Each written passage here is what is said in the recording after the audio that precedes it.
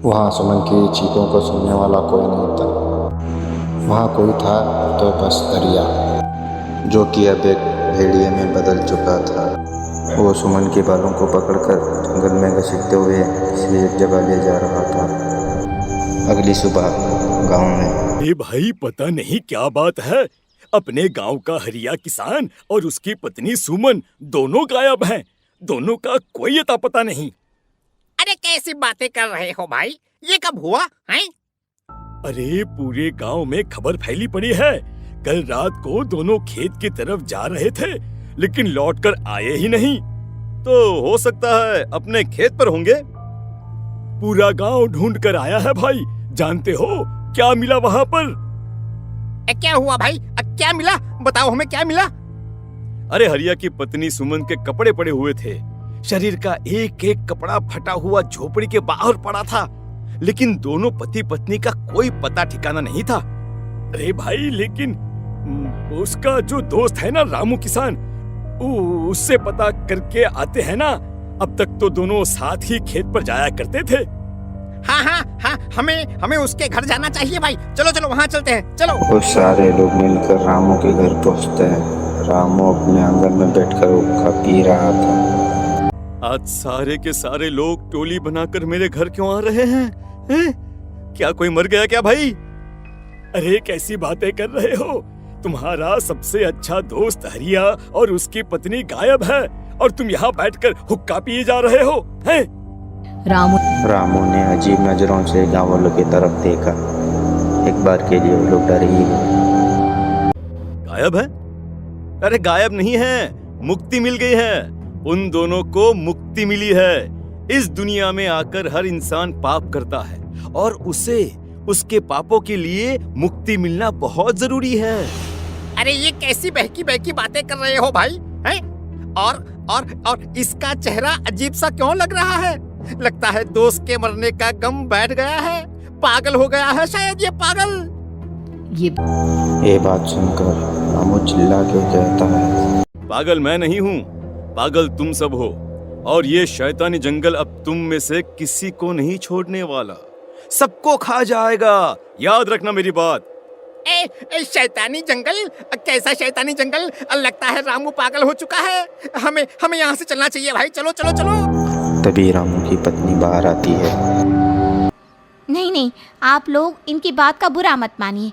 2 दिन पहले हरिया के साथ खेत पर गए थे। जब से वहाँ से आए हैं तब से ऐसी ही बातें कर रहे हैं। भगवान जाने ऐसा क्या देख लिया उन्होंने, खेत में कुछ भी बड़बड़ाते रहते हैं। लेकिन बुजुर्ग लोग कमला की कोई बात नहीं सुनी और वहाँ से चले गए। रात धीरे धीरे ढलने लगी थी, और तभी रामू को किसी ने धीमी आवाज से पुकारा,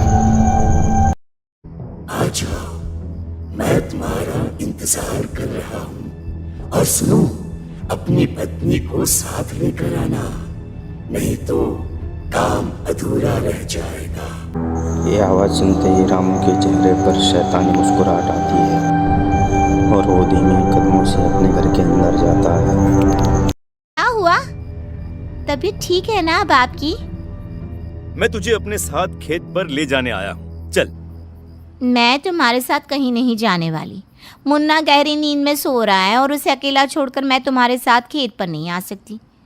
वैसे भी तुम्हारे उन खेतों में भगवान जाने कौन सा राक्षस घूम रहा है, मुझे तो डर लगता है। रामू अपनी दाँत खींचता झोपड़ी से बाहर आ जाता है। कमला अपने बच्चे के साथ गहरी नींद में सो जाती है।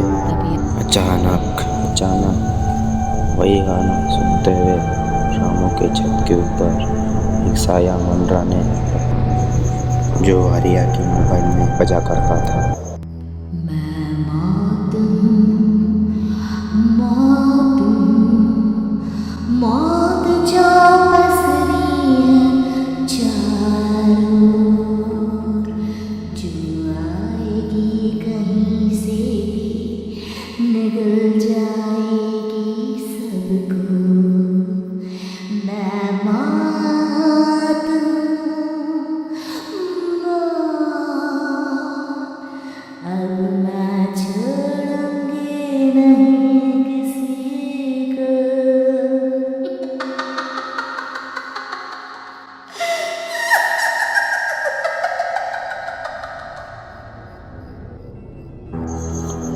आवाज़ सुनकर रामू की पत्नी कमला की आँख खुलती है और वो देखती है उसका मुन्ना उसके बाजू से गायब था।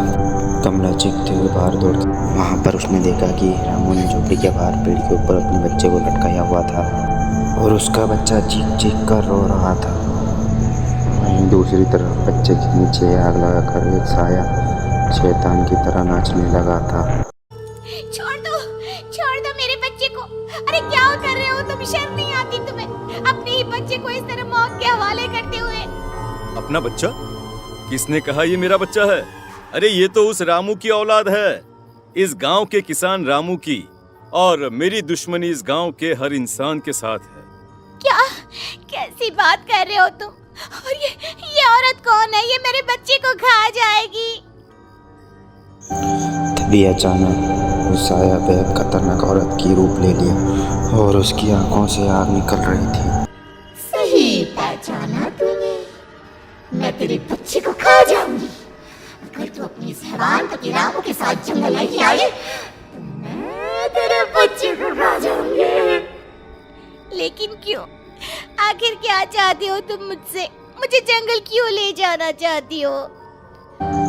औरत बुरी तरह के झाके मार मार के हंस रही थी। ये तो तुझे वहां चलने के बाद ही पता चलेगा ना।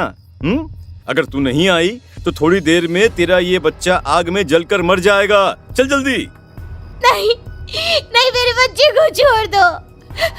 तुम जहाँ कहोगे मैं तुम्हारे साथ चलने के लिए तैयार हूँ।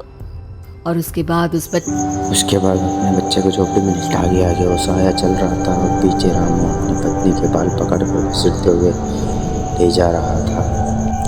जंगल में जाने के बाद इतनी खूबसूरत हो तुम। आज की रात बस तुम और मैं एक दूसरे के साथ रहेंगे। मुझे तुमसे बहुत डर लग रहा है। तुम्हें क्या हो गया है? तुम तो बिल्कुल ठीक थे। वो होगा जो हमारे बीच होना चाहिए। तो आओ आओ अपने आप को मेरे हवाले कर दो। कमला ने डर की वजह से अपने दोनों आंखों को कसकर बंद कर ली थी। रामू ने बुरी तरह चीख कर कमला से कहा, आंखें खोलो अपनी और मेरी तरफ देखो। कमला ने आंखें खोली और देखा रामू एक खतरनाक